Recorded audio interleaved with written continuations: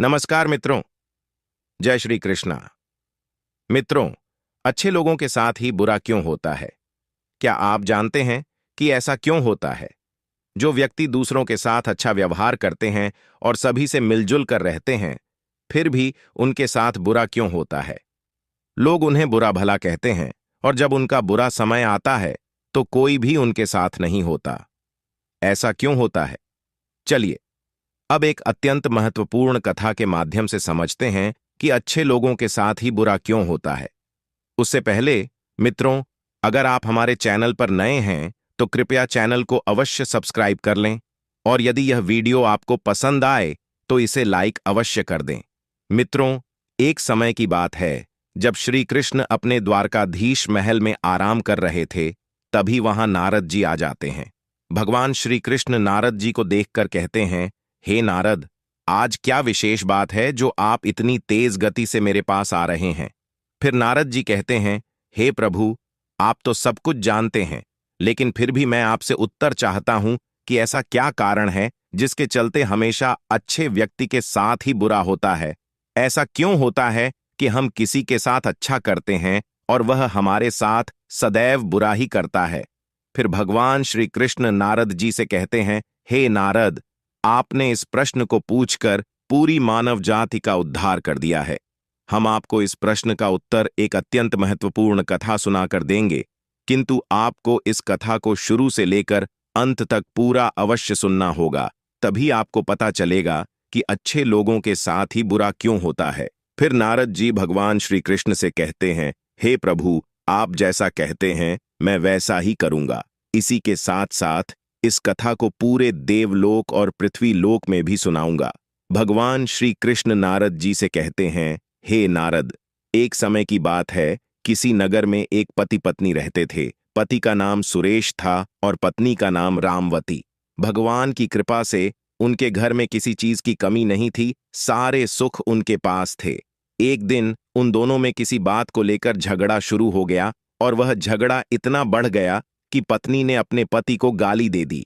जब पत्नी ने अपने पति को गाली दी तो पति को गुस्सा आ गया और उसने गुस्से में अपनी पत्नी को जोर से एक थप्पड़ मार दिया।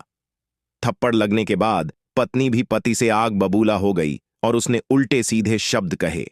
उनके दो बच्चे थे, एक लड़का और एक लड़की। दोनों छोटे थे। वह अपने बच्चों को लेकर अपने पीहर के लिए निकल गई। शाम का समय था, रात भी हो चुकी थी और रात के समय में वह रामवती अपने दोनों बच्चों के साथ पीहर की ओर चल पड़ी। फिर भगवान श्री कृष्ण नारद जी से कहते हैं, हे नारद, जब वह स्त्री रामवती पीहर के लिए गांव से बाहर निकलती है तो रात हो चुकी थी।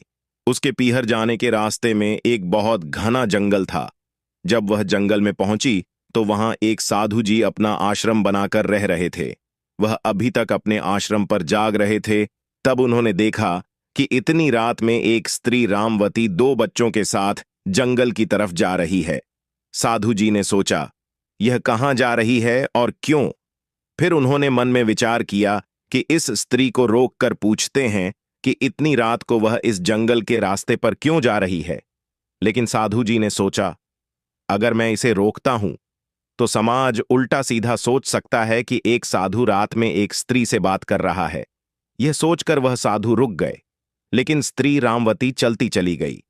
फिर साधु जी ने सोचा, अगर यह जंगल में आगे बढ़ गई तो यहां के जंगली जानवर बहुत खतरनाक हो सकते हैं, जो इस औरत को नुकसान पहुंचा सकते हैं, उसकी जिंदगी भी ले सकते हैं और उसके बच्चों को भी मार सकते हैं। हम इसे देख रहे हैं, अगर हम इसे रोकेंगे नहीं तो हमें पाप लगेगा। भगवान को जाकर मैं क्या जवाब दूंगा?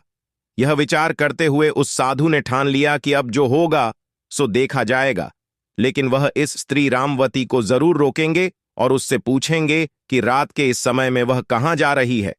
यह सोचकर वह साधु उस स्त्री रामवती के पास पहुंचे और उसे रोक लिया। वह बोले, तुम इतनी रात को कहां जा रही हो? तुम्हारे पास ये दो छोटे छोटे बच्चे हैं और तुम बेधड़क होकर जा रही हो। क्या परेशानी है? क्या तुम अपने पति से लड़ाई झगड़ा करके जा रही हो या कोई और कारण है? साधु के पूछने पर उस स्त्री रामवती ने सारी बात उन्हें बता दी। स्त्री रामवती ने कहा, आज मेरे पति ने मुझे थप्पड़ मार दिया है, अब मैं उनके साथ नहीं रहूंगी। मैं अपने पीहर जा रही हूं। तब साधु जी ने समझाया, देखो, तुम्हारे पति ने थप्पड़ मारा है, लेकिन तुमने भी तो गाली दी थी।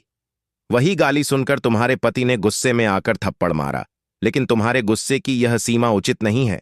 तुम अपने बच्चों को लेकर रात के समय जंगल के रास्ते पीहर जा रही हो, जबकि तुम नहीं जानती कि इस जंगल में कितने मांसाहारी और खतरनाक जंगली जानवर रहते हैं, जो तुम्हारे साथ कोई हादसा कर सकते हैं, तुम्हें मार भी सकते हैं और तुम्हारे बच्चों को भी नुकसान पहुंचा सकते हैं। तुम्हें डर नहीं लगता? तब स्त्री रामवती ने उत्तर दिया, हे महाराज, मेरे साथ जो भी हो, चाहे मैं मर जाऊं या जिंदा रहूं, लेकिन मैं वापस अपने पति के घर नहीं लौटने वाली हूं। साधु जी ने बहुत समझाया, लेकिन वह स्त्री रामवती उनकी कोई भी बात मानने को तैयार नहीं थी। तब साधु जी ने कहा, ठीक है, अगर तुम वापस अपने पति के घर नहीं जाना चाहती हो, तो कम से कम मेरी बात सुनो। तुम आज रात मेरे आश्रम में ठहरो, और जब सवेरा हो तो दिन में तुम अपने पीहर चली जाना। साधु की बात सुनकर रामवती सहमत हो गई और उसने कहा, ठीक है, मैं रात आपके आश्रम में रुक जाऊंगी और सुबह होते ही अपने पीहर चली जाऊंगी। महात्मा जी ने उन दोनों बच्चों सहित रामवती को अपनी कुटिया में ले जाकर उन्हें विश्राम कराया। क्योंकि रात का समय हो चुका था और उन्हें बहुत तेज भूख लगी थी, महात्मा जी ने उनके लिए भोजन तैयार किया और उन्हें खिलाया। फिर उन्होंने कहा, आप लोग हमारी कुटिया में सो जाइए और हम बाहर सो जाएंगे। रामवती अपने बच्चों के साथ कुटिया के अंदर सो गई और साधु महाराज बाहर सो गए। बाहर मच्छर साधु को काट रहे थे, लेकिन साधु ने कष्ट सहते हुए पूरी रात बाहर लेटे रहे। सुबह होने पर रामवती ने कहा, साधु जी, अब मैं अपने पीहर जाऊंगी। तब साधु जी ने कहा, ठीक है, जैसा तुम्हारा मन हो। अब रामवती अपने बच्चों के साथ जंगल के रास्ते अपने पीहर की ओर चल पड़ी। उस समय यात्री भी रास्ते में चलने लगे थे, इसलिए जंगली जानवरों से अब उसे कोई खतरा नहीं था। वह चलती चली गई और अंततः अपने पीहर पहुंच गई। जब वह पीहर पहुंची तो उसके माता पिता ने देखा कि उनकी बेटी आई है और दो छोटे बच्चे उसके साथ हैं, लेकिन उसके पति का कहीं नाम और निशान नहीं था। वे उसकी तरफ देखने लगे और देखा कि उसके चेहरे पर क्रोध के कारण लालिमा थी और उसकी आंखें भी लाल थीं। तब रामवती के पिता को समझ में आ गया कि लगता है उनकी बेटी और दामाद के बीच कोई झगड़ा हो गया है। अब रामवती को लेकर उसकी माता घर के अंदर जाती है। पिता ने पूछा, बेटी, क्या बात है? तुम्हारा पति तुम्हें छोड़कर यहां क्यों नहीं आया? क्या तुम दोनों के बीच कोई झगड़ा हुआ है? हमें सच सच बताओ। रामवती ने अपने पिता को अपने पति के साथ हुए झगड़े के बारे में बताया। वह कहने लगी, हम दोनों में झगड़ा हुआ और मेरे पति ने मुझे थप्पड़ मार दिया। अब मैं कभी भी अपने पति के साथ नहीं रहूंगी। मैं तो हमेशा आपके यहां रहूंगी। पिता ने कहा, बेटी, ये बात तो सही है कि तुम्हारे पति ने तुम्हें थप्पड़ मारा और यह उन्होंने गलत किया, लेकिन याद रखो, ताली एक हाथ से नहीं बजती, दोनों हाथों से बजती है। तुम्हारे साथ भी कुछ हुआ होगा। ऐसा तो नहीं हो सकता कि बिना कुछ कहे ही हमारे दामाद ने तुम्हें थप्पड़ मारा हो। सच सच बताओ, क्या हुआ? रामवती ने गालियों की बात छिपा दी और कहा, नहीं पिताजी, मेरी कोई गलती नहीं थी। बिना कुछ कहे ही थोड़ी सी नाराजगी पर मेरे पति ने मुझे थप्पड़ मार दिया। अब मैं मर तो सकती हूं, लेकिन दोबारा अपने ससुराल नहीं जाऊंगी। या तो आपके यहां रहूंगी या फिर आत्महत्या कर लूंगी। पिता ने जब यह सुना कि उनकी बेटी आत्महत्या करने की बात कर रही है तो वह घबराए। उन्होंने सोचा कि अगर अब और पूछा तो यह कुछ भी कर सकती है, इसलिए उन्होंने तय किया कि इस समय इसे आराम करने देना चाहिए। अब रामवती आराम करने लगी और रात को वहीं रुक गई। अगला दिन आया तो पिता ने फिर से पूछा, लेकिन रामवती ने अपनी गलती फिर से छिपा दी और सारी जिम्मेदारी अपने पति पर डाल दी। जब पिता ने यह सुना तो उन्होंने कहा, ठीक है बेटी, तुम यहां रह सकती हो। अब रामवती अपने पीहर में पिता के घर पर रहने लगी। अब रामवती के ससुराल वाले अर्थात उसकी सास और ससुर सुबह जब यह देखते हैं कि उनकी बहू घर पर नहीं है तो उन्होंने अपने बेटे को बुलाया और पूछा, बेटा, हमारी बहू कहाँ है? वह कहाँ गई है? तब बेटा जवाब देता है, मुझे उससे झगड़ा हो गया था, इसीलिए वह रात में बच्चों को लेकर अपने पीहर चली गई। पिता ने पूछा, बेटा, झगड़ा क्यों हुआ? बेटा कहता है, पिताजी, छोटी सी बात को लेकर बात बढ़ती चली गई। पिता फिर पूछते हैं, फिर तुम्हारी पत्नी तुम्हें छोड़कर क्यों चली गई? लगता है तुमने अपनी पत्नी के साथ कोई गलत सलूक किया है। हमें सच सच बताओ, तुमने अपनी पत्नी के साथ कौन सा सलूक किया? बेटा कहता है, पिताजी, मैंने अपनी पत्नी रामवती को थप्पड़ मारा। इसी बात को लेकर वह नाराज हो गई और अपने पीहर चली गई। पिता ने पूछा, बेटा, तुमने थप्पड़ क्यों मारा? बात क्या थी? बेटा कहता है, पिताजी, मेरी पत्नी ने मुझे गालियां दी, इसीलिए मुझे गुस्सा आ गया और मैंने उसे थप्पड़ मार दिया। पिता ने समझाया, बेटा, तुमने गलत किया है। तुम नहीं जानते कि स्त्री रामवती घर की लक्ष्मी होती है। जिस घर में स्त्री नहीं होती, वह घर शमशान के समान हो जाता है। उस घर में कोई भी हादसा हो सकता है, कोई भी नुकसान हो सकता है। इसलिए घर की गृहिणी लक्ष्मी होती है। तुमने उसके साथ गलत किया, इसलिए वह गुस्से में पीहर चली गई। अब ऐसा करो, तुम जाकर अपनी पत्नी को अपने ससुराल से यहां बुला लाओ। मुझे अपनी बहू के बिना अच्छा नहीं लगता। बेटा कहता है, पिताजी, उसने हमें गालियां दी हैं, हम उसे कैसे बुला लाए? घर की बहू लक्ष्मी होती है, ये मैं भी मानता हूं, लेकिन हमारी पत्नी लक्ष्मी जैसी नहीं है। वह तो कुल किन्ही, कुल की लाज है। उसने मुझे गालियां दी हैं और हम उसे कैसे बुला लाएं? उसमें तो लक्ष्मी जैसा कोई गुण नजर नहीं आता। पिताजी, आप नहीं जानते कि वह किसी का सम्मान करना नहीं जानती। वह आपका भी सम्मान नहीं करती, आपकी सेवा नहीं करती। अगर हमारे यहां कोई दोस्त आ जाता है तो वह उससे ईर्ष्या करने लगती है, उल्टा सीधा बड़बड़ाती है और जलन महसूस करती है। अब पिताजी, आप ही बताइए, जिस इंसान का समाज में व्यवहार सही नहीं है, जिस इंसान को चार लोग भी ठीक से नहीं जानते, वह इंसान किस काम का है? हमारे मिलने वाले लोग तो आएंगे, लेकिन स्त्री रामवती का कर्तव्य यह है कि जो भी व्यक्ति पति के मिलने आए, उनका आदर करें, सम्मान करें, उन्हें खिलाए पिलाए, उनके लिए भोजन बनाए। लेकिन पिताजी, ऐसा कोई गुण हमारी पत्नी रामवती में नहीं है जो हम उसे लक्ष्मी कहें। पिताजी, आप यह भी नहीं जानते कि एक दिन द्वार पर एक भिखारी आया था। वह भिखारी दरवाजे पर खड़ा होकर भीख मांगता रहा। उसने कई बार दरवाजे को खटखटाया और चिल्लाया, माता, मुझे भिक्षा दे दो, माता, मुझे भिक्षा दे दो। वह बेचारा बहुत देर तक चिल्लाता रहा, लेकिन रामवती ने दरवाजा नहीं खोला और उसे भिक्षा भी नहीं दी।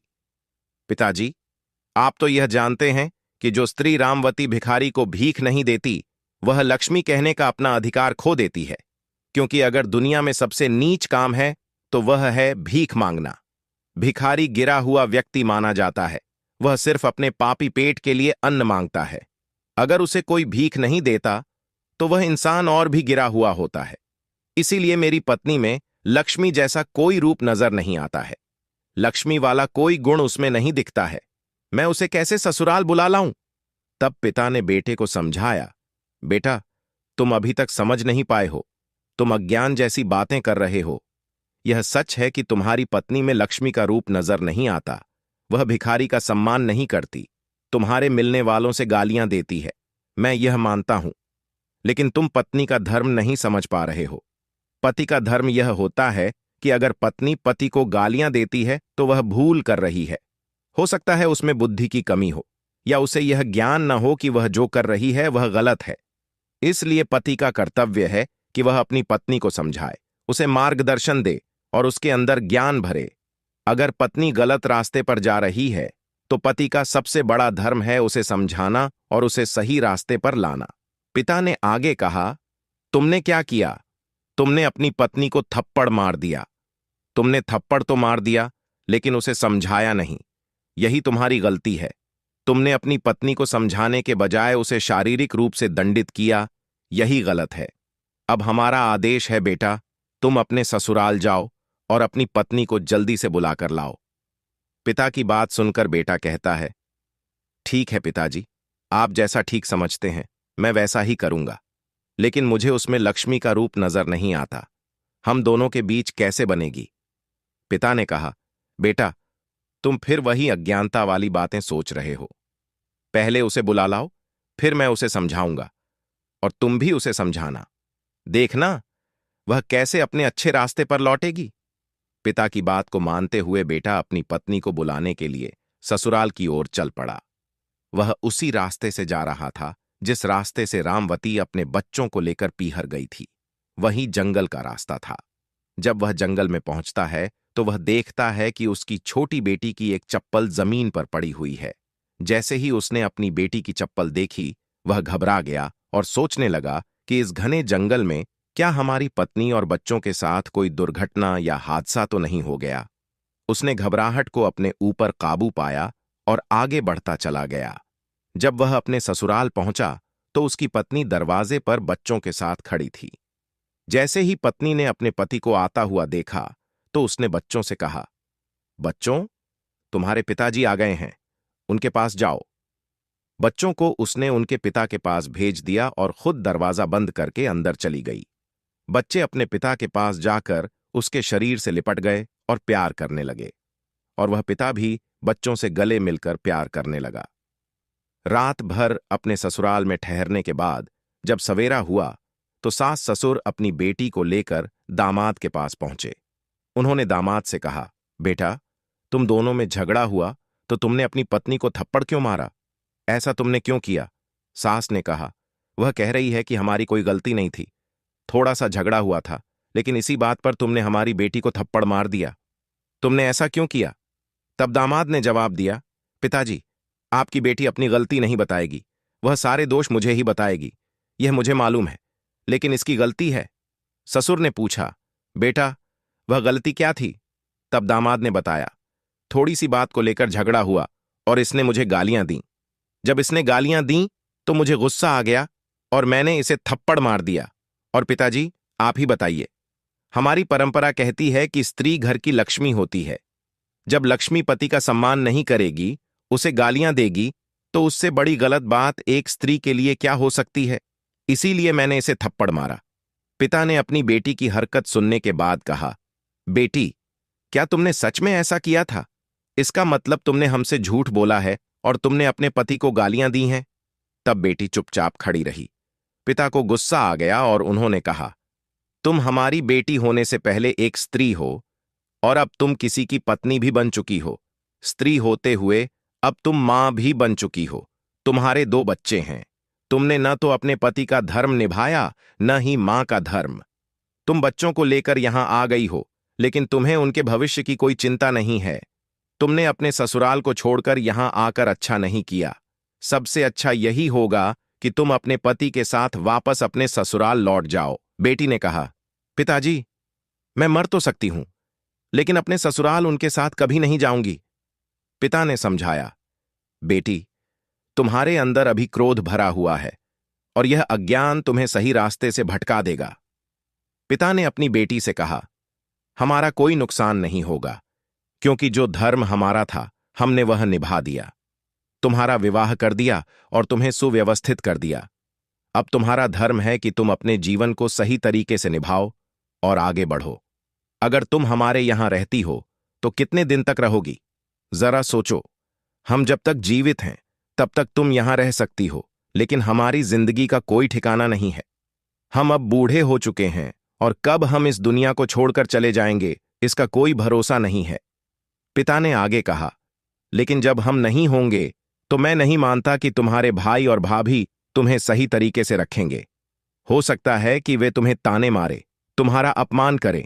जो आज तुम क्रोध कर रही हो और जो दुख तुम्हें अब महसूस हो रहा है अपने पति के थप्पड़ से, वह दुख तुम्हें तब होगा जब हम नहीं होंगे। तब तुम्हारे भाई और भाभी तुम्हारा अपमान करेंगे, तुम्हें नीची नजर से देखेंगे। उस दिन तुम्हें कहीं ज्यादा दुख होगा। इसलिए हमारी बात ध्यान से सुनो। बेटी, तुम अब पराई हो चुकी हो। तुम्हारा घर ससुराल ही है। अगर कहीं स्त्री रामवती के लिए स्वर्ग है तो वह उसके ससुराल में ही होता है। तुम हमारे लिए पराई हो गई हो, इसलिए तुम्हें अपने ससुराल वापस लौटना चाहिए। अगर स्त्री रामवती का पति सुखी है, उसके बच्चे सुखी हैं और उसके ससुराल वाले अच्छे हैं, तो उसी घर में स्त्री के लिए स्वर्ग होता है। पिता ने फिर अपनी बेटी को समझाया, बेटा, पति पत्नी के बीच थोड़ी बहुत लड़ाई झगड़ा तो चलता ही रहता है, लेकिन इस तरह से क्रोध करना और पति को गालियां देना गलत है। तुम्हें अपने गुस्से पर काबू पाना चाहिए। अगर तुम खुद सुधरोगी तो फिर दूसरे भी सुधरेंगे। कहते हैं ना, अगर तुम खुद सुधारोगे तो संसार सुधरेगा। इसीलिए तुम्हें सबसे पहले खुद को सुधारना चाहिए और फिर दूसरे को सुधारने की बात करनी चाहिए। अगर तुम्हें जीवन में सुखी रहना है तो तुम अपने सास ससुर की सेवा करो, अपने पति की सेवा करो और अपने बच्चों को अच्छे से पालो। यही तुम्हें असली सुख देगा। यह सुनकर स्त्री रामवती ने अपने पिता की बात को समझा और अपने पति से क्षमा मांगने का फैसला किया। वह पिता से कहने लगी, पिताजी, हमारे अंदर अज्ञान था। मैं हमेशा यही सोचती थी कि मैं आपके पास पूरी जिंदगी बिता सकती हूं, लेकिन आज मुझे यह समझ में आया कि बेटी के लिए असली स्थान ससुराल ही होता है। पिता ने अपनी बेटी से कहा, बेटी के लिए यदि कहीं सर्व सुख मिलता है तो वह ससुराल में ही मिलता है। पिता के घर में सुख तब तक होता है जब तक बेटी कुंवारी रहती है। शादी के बाद यदि सुख मिलता है तो वह ससुराल में ही मिलता है और पिता का घर तो रिश्तेदारी की तरह हो जाता है। बेटी ने पिता से कहा, पिताजी, मैं आपसे क्षमा चाहती हूं। अब हम कभी भी शिकायत का मौका आपको नहीं देंगे। इसके बाद स्त्री रामवती के माता पिता खुश हो जाते हैं और बहुत खुशी के साथ दान और दहेज को एक पोटली में बांधकर अपनी बेटी और दामाद को विदा कर देते हैं।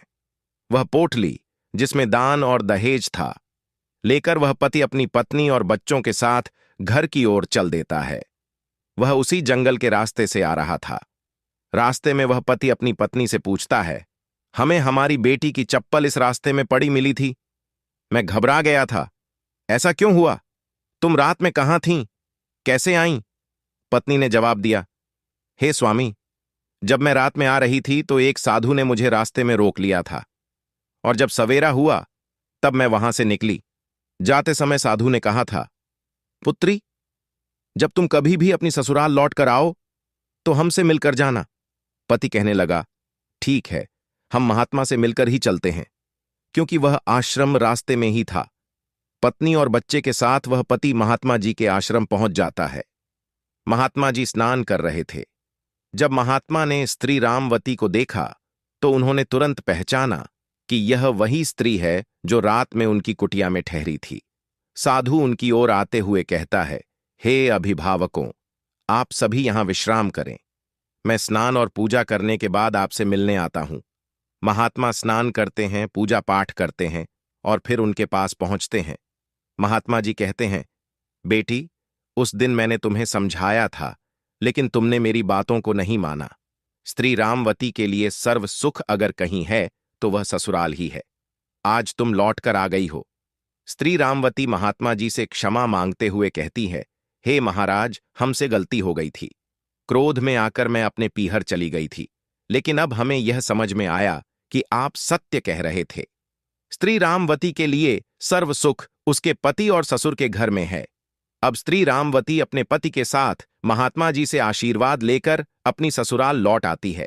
वहां वह अपने सास ससुर के पास जाकर उनके चरणों में गिर जाती है और उनसे क्षमा मांगती है। वह कहती है, हे पिताजी, अब से मैं कभी रूठकर अपने पीहर नहीं जाऊंगी। मैं आपकी सेवा करूंगी और अपने पति की भी सेवा करूंगी। धीरे धीरे उनके घर में सुख और शांति लौट आती है और अब उन्हें किसी भी चीज की कमी नहीं रहती। मित्रों, फिर आगे नारद जी भगवान श्री कृष्ण से कहते हैं, हे प्रभु, हमें यह कथा तो समझ आ गई, लेकिन आपने अभी तक यह नहीं बताया कि अच्छे व्यक्ति के साथ ही बुरा क्यों होता है। भगवान श्री कृष्ण ने आगे कहा, हे नारद, तुम्हारा प्रश्न वास्तव में बहुत गहरा है और इसका उत्तर समझने के लिए हमें जीवन के कई पहलुओं को समझना पड़ेगा। जब कोई व्यक्ति सच्चे दिल से अच्छा काम करता है, दूसरों का भला करने की कोशिश करता है, तो उसके रास्ते में कई प्रकार की कठिनाइयां और परेशानियां आ सकती हैं। यह इसलिए होता है क्योंकि अच्छाई का मार्ग बहुत कठिन है और इसमें कई बार हमें असंवेदनशील और ईर्ष्यालु लोगों का सामना भी करना पड़ता है। अच्छे व्यक्ति का जीवन सरल नहीं होता। उसे हर कदम पर आलोचनाओं, अपमानों और मुश्किलों का सामना करना पड़ता है। और यह केवल इस कारण नहीं है कि वह अच्छा है, बल्कि इसलिए भी कि अच्छाई और सच्चाई के रास्ते पर चलने वाले व्यक्ति को दुनिया की नासमझी और ईर्ष्या का सामना करना पड़ता है। जब कोई व्यक्ति केवल अपनी अच्छाई की वजह से खुद को समाज में अलग अलग परिस्थितियों में फंसता हुआ पाता है, तो उसके मन में सवाल उठते हैं कि मैंने तो किसी का कुछ बुरा नहीं किया, फिर भी मुझे क्यों दुख झेलने पड़ते हैं। भगवान श्री कृष्ण ने इस पर विस्तार से कहा कि अच्छाई की राह पर चलने वाले व्यक्ति को अपनी आत्मा के विकास के लिए कुछ कष्टों और पीड़ाओं का सामना करना पड़ता है। ये कष्ट उसके द्वारा किए गए अच्छे कर्मों की परीक्षा होते हैं, जो उसे और भी मजबूत बनाते हैं। हर कठिनाई, हर बाधा, हर अपमान एक अवसर होती है खुद को सुधारने और अपने उद्देश्य के प्रति और अधिक दृढ़ बनने का। अच्छे व्यक्ति को बुरा समय इसीलिए आता है ताकि वह जीवन के सत्य को और गहराई से समझ सके। क्योंकि जब कोई अच्छा व्यक्ति कष्टों का सामना करता है, तो वह अपनी आत्मा को शुद्ध करता है और अपनी शक्ति को पहचानता है। वह इस संसार की अस्थिरता और मायावी संसार से ऊपर उठकर परम सत्य की ओर अग्रसर होता है। भगवान श्री कृष्ण ने यह भी बताया कि जब कोई अच्छा व्यक्ति अपने रास्ते पर अडिग रहता है, तो वह केवल अपने आत्मिक विकास के लिए नहीं, बल्कि समाज के लिए भी एक आदर्श प्रस्तुत करता है। अच्छे व्यक्ति का बुरा समय दूसरों के लिए भी एक शिक्षा होती है। यह दिखाता है कि अच्छाई का प्रतिफल हमेशा तुरंत नहीं मिलता, लेकिन एक दिन वह अच्छाई अवश्य अपनी पूर्णता को प्राप्त करती है। भगवान ने यह भी कहा कि इस जीवन में अच्छाई और सत्य का मार्ग बहुत कठिन और संघर्षपूर्ण होता है, लेकिन वही सबसे श्रेष्ठ होता है, क्योंकि अंततः वही परम सत्य और परम आनंद की ओर ले जाता है। इसलिए नारद, तुम्हें यह समझना होगा कि जीवन में जो भी कष्ट अच्छे लोगों को मिलते हैं, वे किसी कारण से नहीं होते। ये कष्ट उनके आत्मा के विकास, उनके कर्मों के परिष्करण और समाज के प्रति उनके कर्तव्यों को निभाने के लिए होते हैं। यह एक प्रकार की आंतरिक शक्ति को जगाता है, जो किसी भी प्रकार की विफलता या बुरे समय में भी उसे हर स्थिति से बाहर निकालने का सामर्थ्य देता है। भगवान श्री कृष्ण ने यह भी कहा कि अच्छे लोगों का कष्ट कभी व्यर्थ नहीं जाता। यह उनकी आत्मा को शुद्ध करता है और एक दिन वे अपने अच्छे कर्मों का फल अवश्य पाएंगे। इस प्रकार जब कोई अच्छा व्यक्ति बुरे समय से गुजरता है, तो वह स्वयं को और ऊंचे स्तर पर पहुंचाता है और समाज को भी एक महत्वपूर्ण संदेश देता है। मित्रों, आप समझ ही गए होंगे कि अच्छे लोगों के साथ बुरा क्यों होता है। मित्रों, यह कथा आपको कैसी लगी? कृपया नीचे कमेंट बॉक्स में अपनी राय जरूर बताएं।